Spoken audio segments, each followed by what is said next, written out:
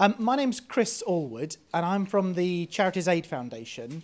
We're a charity, people often call us CAF, and nobody's usually ever heard of us. Could I just see if anybody has actually heard of us? Oh, wow, you're a particularly informed. But was that from reading about this session, or you'd actually heard of us before that? On both sides, charity and... Okay, interesting. Oh, brilliant. Oh, well, it's unusual that we have that level of recognition. For those of you that haven't come across us, which is probably most of you, we're a charity, but our mission is to help all the other charities in the UK with money. So we help those charities raise money, we help them manage their money once they've got it, help them make the most of it. So we're a sort of strange sort of charity. One of the things you might have come across is Give As You Earn, which is the way that people can donate to charity out of their salary before they pay tax. And about 300,000 people do that in the UK. We're quite big. We give, or through us, is given about almost £500 million each year to charity. And we do hold about £3 billion of charitable funds on behalf of charities and donors. And so some of the stuff we do is for charities, and some of it is for donors to help them give their money to charity. So you could think of us as a sort of a big charity who does banking and financial stuff, or you could think of us as a little bank who does stuff for charities. Don't really know which one works best. But tonight, what I'd really like your help with is our account for individuals. So this is an account that people use, and they set aside money that they want to give away, put it in this account, and then they can either give it away straight away, or they can let it build up and give it away in big chunks, or do what they want with it. But it has to go to charity in some form. And that's principally an offline process at the moment. You might have seen the CAF checks. Has anyone seen a CAF check? And that's used basically to distribute money out of this account. Also, you could phone us up and give money out that way. And you could use our website, though, as any of you have looked at our website, that could certainly be improved. And so tonight really is about us getting lots and lots of different ideas for making that digital experience of giving money out of that account and putting money in that account good. That's the purpose. And so I'm not really expecting to come away with loads of like sort of finished stuff ready to go into development, although that would be nice if anyone fancies getting a crack at that. But what we really would like is a load of different really creative ideas, so that when we come to actually do this kind of design, we can basically nick all the best bits from all of your ideas. Just another little note about the account is, because we're a charity, as soon as somebody puts money in, we can then claim the gift aid and add that money in too, so that they can give that away as well. So there's a sort of like magic money element that you put 100 quid in, and then the government put another 25 quid in, which is quite nice, unusual for an account. So the challenge really is on a couple of levels. So as I mentioned, it's all about the sort of digital way into this account, and it's about mobile. So we think that mobile is the most interesting and probably going to be the most used way for this. And I imagine this is often the challenge you're given, is about making it simple. And how do you make that a really straightforward thing to do? But then the other part of the challenge, and that's the sort of the stuff that Sandra's been talking about, this emotional design, is from talking to our donors, they don't want this to feel like they're doing their banking. They don't want it to feel like a banking type interface. This is giving, and giving is different, and it's weird in a lot of ways, because when you're giving money away, you don't get anything back. You're not making a purchase. It's not just about making it quick. And just to give you an idea of the scale and the opportunity, about £200 million is given out of these accounts every year. So we are talking about quite a lot. And if we can do that much, much better and open those accounts up to lots of different groups of people, there's a real opportunity to have a really significant impact on giving in the UK. So hopefully that feels like a useful thing to be doing. So, I don't know much about UX designers, actually. We've recently just employed our first one. But one thing I think I do know is that UX designers love data. So, I hope that's right. I'm going to throw lots of data at you now and see what sticks. So this is a sort of Pecha Kucha-ish, not really, and breaking all the rules. So here's, can you read that at the back, actually? Sorry, it's probably a bit small. I'll try and describe it as we go. So this is just a bit about giving. So I'm going to tell you lots about giving. And this is comparing how much, as a proportion of GDP, different countries give. And the UK is actually the second most generous country in the world, giving 0.73 of our GDP. And it's second to the US, who give just over twice as much. But we're pretty high up there, so we're a pretty generous country already. And this is the split of what the giving in the UK looks like. So the total amount of voluntary income, as they call it, to charities is about £15 billion. And of that, donations make up about £8 billion. Now, these are slightly old figures. Actually, the most recent ones put that about 10. So we're probably talking about £10 billion given to charity in donations every year. There's some other stuff, so high-value gifts, legacies as well. But this the sort of what you might think of as charitable donations is about £10 billion. And it has been fairly stagnant over time. You can see it's sort of rising up a little bit, but it's not very dramatic. And it tends to follow the economy fairly closely. And actually, the thing that it tracks best is cheese. We very closely give the same amount as we spend on cheese. I don't know why that is, but if you can have your own theories on that one. I'll leave that one to you.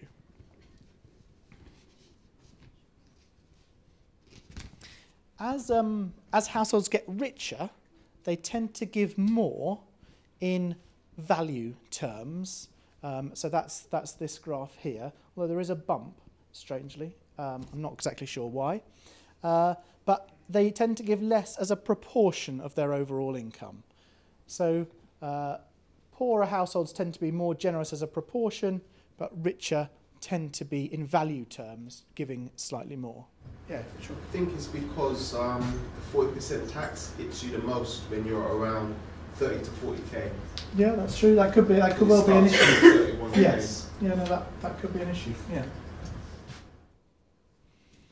And as I mentioned before, the sort of money coming into charities, it comes in lots of different ways. And the sort of bit we're focusing on today is this sort of committed giving slice. That tends to be the sort of direct debits, the standing orders, the payroll giving kind of giving. You see, this is from a group of charities. It's not the whole market, but just see how just important Legacies is there, although we're not actually concentrating on that now. I like this graph. It's quite an interesting one. I don't know whether you can read that at the back, the numbers on it. But this is comparing how much money households tend to earn by how much money households tend to spend by the age of the people in them. So basically, it says that when you're about 17, you start earning, and your spend and your earning tend to track each other quite closely. But when you get into your sort of mid to late 20s, you actually start earning, on average, a bit more than you're spending. And that continues in this nice grey box when things are happy until your early 30s. And then between your early 30s and your sort of mid to mid 40s, you actually spend more than you earn, which I can bear out is probably quite true. And then in your early 40s until your late 50s, you have another period on average, obviously this is all on average, of earning more than you're spending.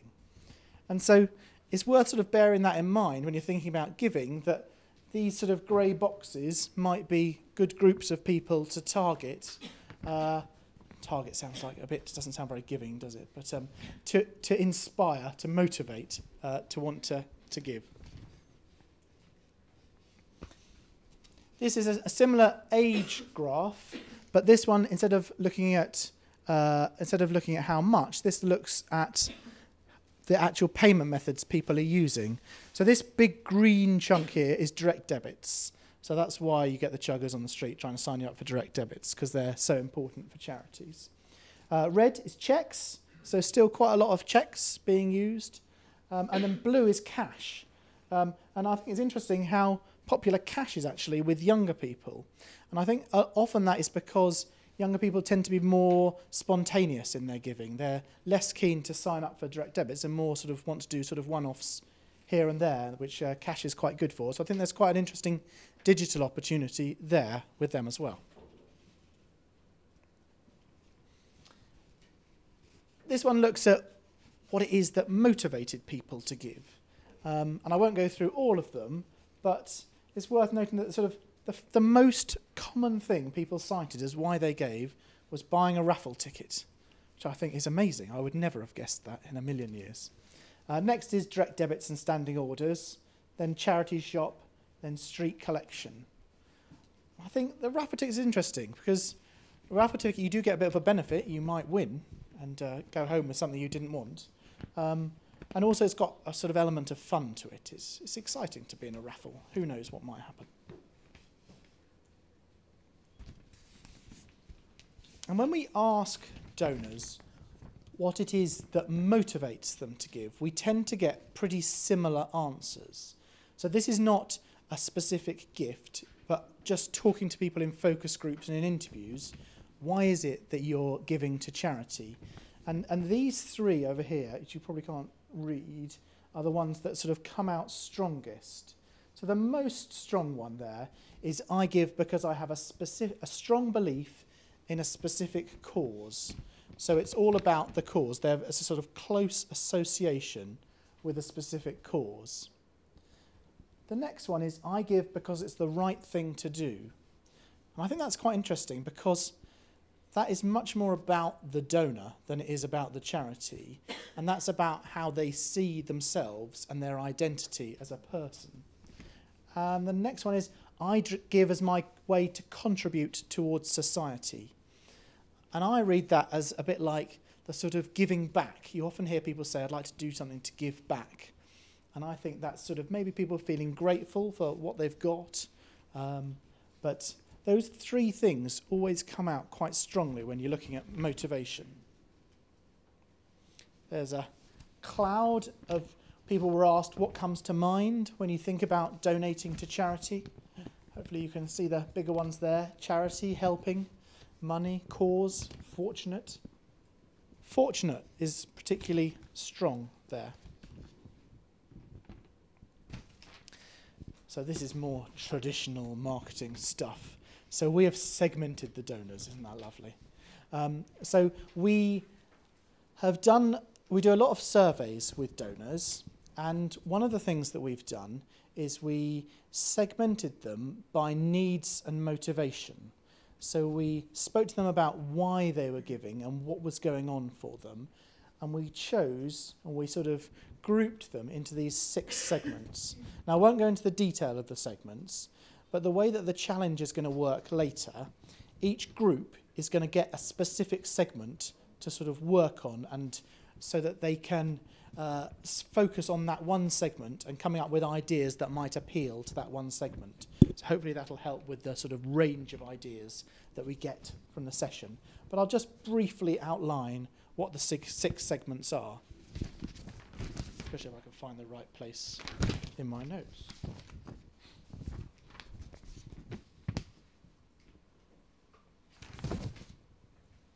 Here they are. So the first one are called Bleeding Hearts. And these are people who really strongly believe in the idea of charity. They see charity as an important part of their lives and who they are, and they're often that's because of some life-changing event that their family or somebody they know has been involved with. Second one are the confident Joes. They're the planners. They're the people who work out really what the best, most effective thing to do is. And they're very concerned about impact, and they like analysis. The third ones are the local doers. They are very concerned about community, about that feeling of local bonding, about being very engaged in their local area. Fourth segment, Generation Y. I think I mentioned earlier that younger people tend to be quite reactive and spontaneous in their giving. So often they need to be asked to give, but when they're given that opportunity, they will respond to it.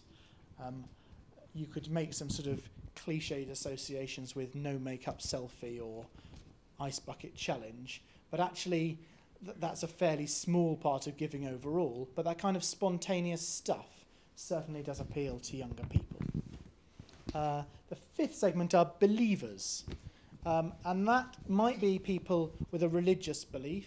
That's still a big motivation for giving, or it might be people who have a strong belief in a cause rather than a specific charity. And then the last ones are the curious wealthy, we've called them. And they're often people who actually want some help and some guidance in making the most of their giving. So they're after a bit of assistance. So I'll sort of finish off by just talking about a few paradoxes that I've come across when I've been thinking and working in this area of giving. And I find that often important, sort of interesting stuff is often more paradoxical than it is clear-cut. And so I'll just share some of these, and hopefully you'll find that interesting and useful.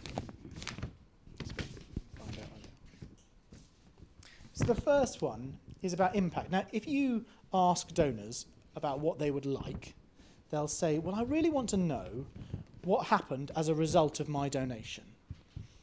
The problem with that is that it turns out not to be actually true, and that people don't have any kind of behavioural change if you do tell them what happened as a result of their donation. And that when you dig a bit deeper, what you discover is what makes a difference to behaviour is the emotional payoff at the time of the gift itself. So people want to know that they've done a good thing, and they want to know that it is going to make a difference. So they need to believe that that is going to make a tangible difference. But telling them a few months later as to what actually happened doesn't make a big difference on its own. So it's all about, in the moment, that emotional payoff. Second one is, I'm sure all of our favourite people, chuggers and junk mail through the letterbox. And these don't exactly get a good press, but actually they are the two most effective way that charities recruit new supporters. And for a certain proportion of people, they respond really well to them. And to everyone else, they hate them. And so it's interesting that they're just so effective, but so disliked generally. And it's almost a sort of tragedy of the commons situation, that in order to get one new donor, you have to annoy 10 other people. And the overall effect of that is that the population as a whole gets annoyed about the idea of charity. So with our account, we particularly like to get over some of that stuff and avoid some of this kind of fundraising. Control. Now, I imagine UX designers spend a lot of time thinking about control. And there's an interesting paradox here, because everyone thinks that that's what people want. Everyone wants control.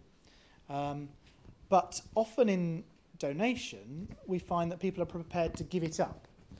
And I think direct debits are a really good example of this, that usually, in the old days, people used to give to charity by standing order. And you have to set up a standing order with your bank, and then the money goes to the charity.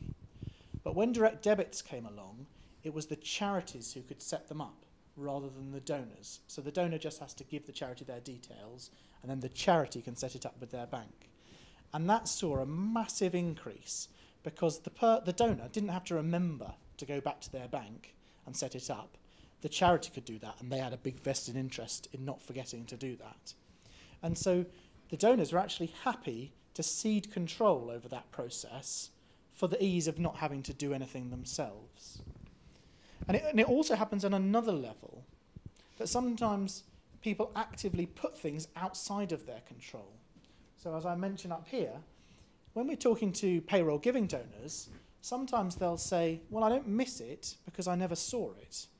They like the fact that because it comes off before tax, they never had the temptation of spending that money. And so they are purposely putting it out of their control to get hold of that money, almost like their better self is putting it outside of their control so that they don't have that temptation to spend it. Next one is online. Charitable donations has been really slow to go online, so much slower than comparable sort of areas of industry or sectors. So retail, banking even, are well ahead of charitable donation when it comes to donating online. But my view is that mobile is about to change that, and that actually mobile is much better suited to donation than online is. And so even if maybe the chuggers and the junk mail isn't going to disappear as a way of making the ask, but I think that the response will often now be through mobile rather than the chugger or the person filling in a piece of paper and posting it back. Easy. I'm sure all UX designers want everything to be super easy. But I guess the problem with easy, and I don't know how true this one is, but sometimes people say, if it's too easy, it doesn't have meaning. It doesn't have enough meaning. And actually, a reason people give for this is one of our charity checks that people fill in. A reason people give for liking it is they like the fact that they're handwriting it. There's something almost ceremonial about what they're doing and about how they're giving. And I almost think that the challenge tonight in embedding that sort of emotional design is to sort of create the ceremonial equivalent of writing out a check, but in a digital environment. It's not an easy challenge, that, but there you are. I'm sure you're very clever. And then the final one is recognition. So often, in some of our digital flows at the moment, we give people the chance to share their donation on Facebook or LinkedIn or whatever. But quite few people do. Less than 20% of people choose to share not the donation amount, very few people would do that, but the fact that they've made a donation to encourage others. Because I think people think, oh, well, it's sort of a bit self-aggrandizing, drawing attention to myself in that way. But actually, people would quite like the recognition of having made a donation. And so a bit like sometimes when you give a donation, in the street, you might get a sticker on your lapel. That is partly so that you feel there's something tangible for your donation, but also so that other people can see, oh yeah, you're a good person, you've made a donation. But it doesn't look like you've written out, I've just made a donation to charity. And so almost there's a sort of, the sweet spot of recognition is something where people notice that you have made a donation, but where it doesn't look like you're drawing attention to that fact. So again, another slightly tricky one, but there's something to be found there, I'm sure. So here's just a quick summary of all the stuff I just said. Some stuff you might want to bear in mind and have bubbling away at the back of your head while you're coming up with your ideas. And I just left for me to say thank you so much for giving up your evening and coming up with all these fantastic ideas for us. It's really exciting. I can't wait to see what you come up with. Thank you very much.